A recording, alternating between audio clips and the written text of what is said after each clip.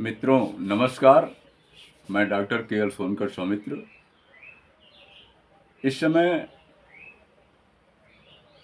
चुनाव की सरगर्मी समाप्त होने के बाद कितनी सीटें एनडीए और इंडिया को मिली है, ये आप उससे अवगत हैं। और सरकार बनाने की कवायद तेज चल रही है। स्वाभाविक है, गठबंधन को सब मिला करके इतने कवायद और मेहनत के बाद भी 235 के आंकड़े तक पहुंचे।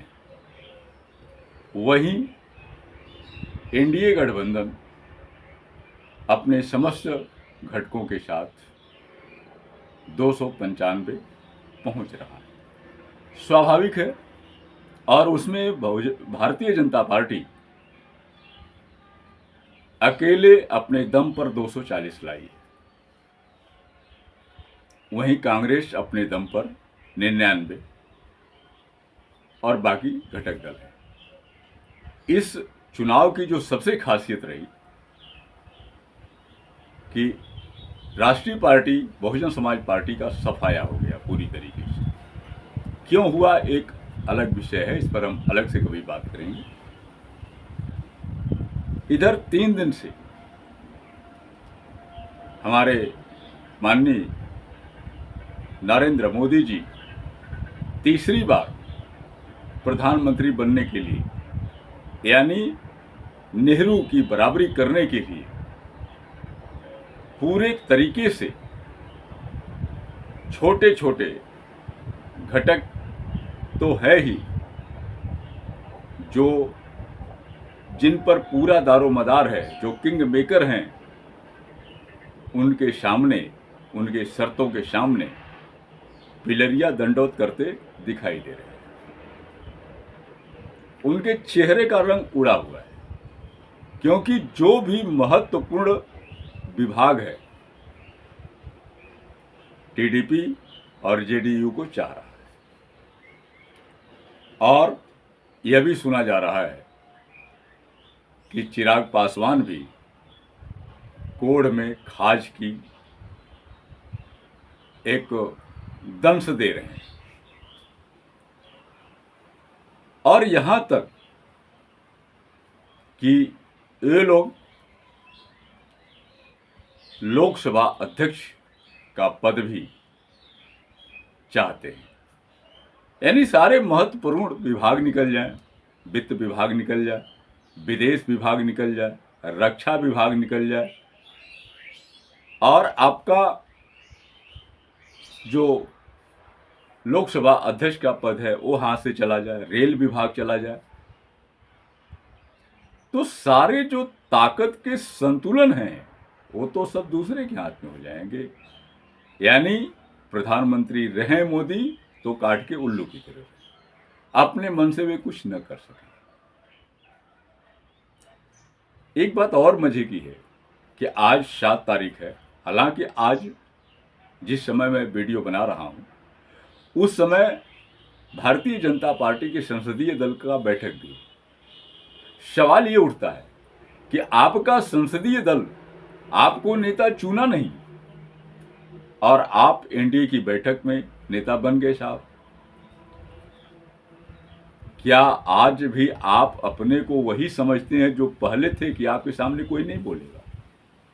और मैंने एक वीडियो में पहले बता चुका कि आपसे जनता नाराज थी, वो तो आपको अपना रिजल्ट दे दिया।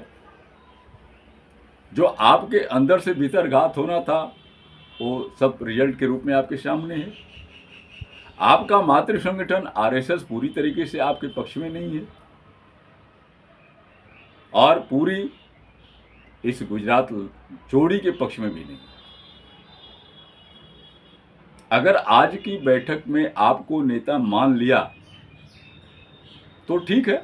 जेडीयू तो क्या नाम है कि जेडीयू और टीडीपी आपको तो मान ही रहे। अगर नहीं माना तो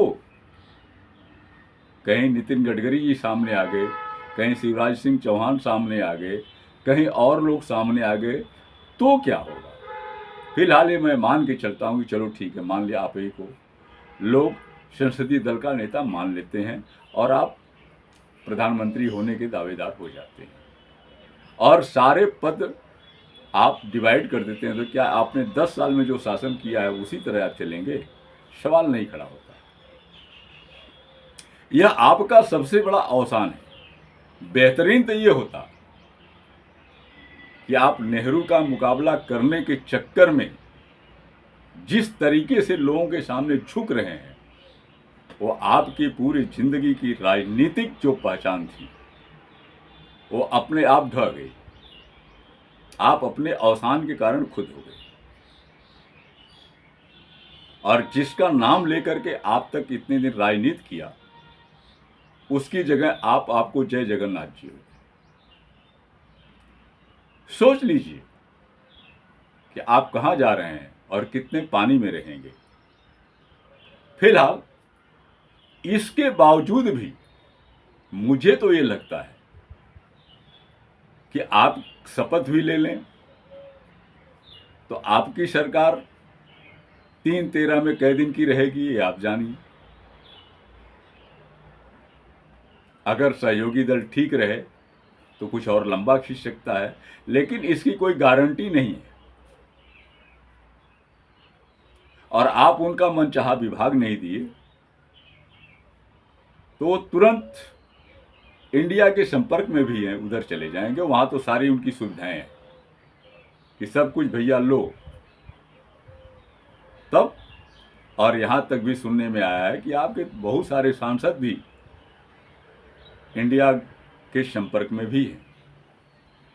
बहुत अजीब स्थिति है।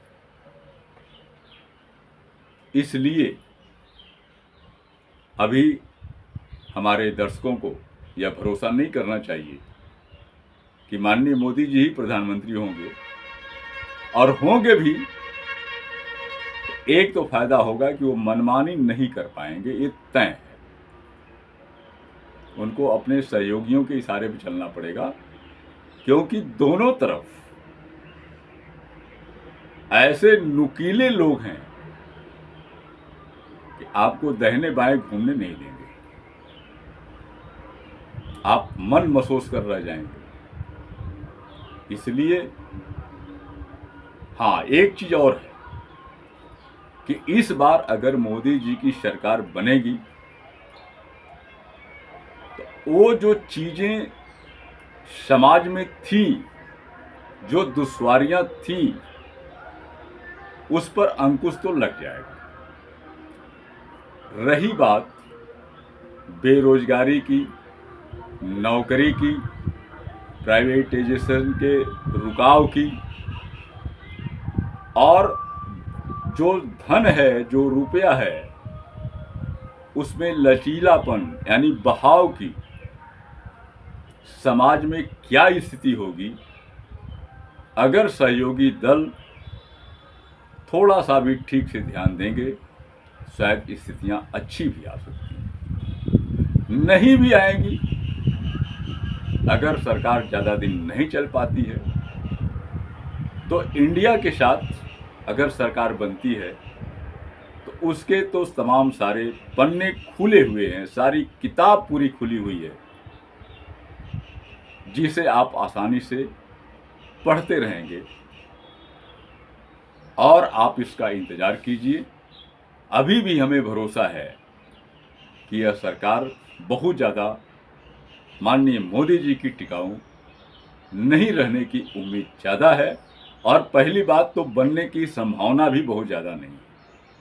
फिलहाल हमें इंतज़ार करना चाहिए।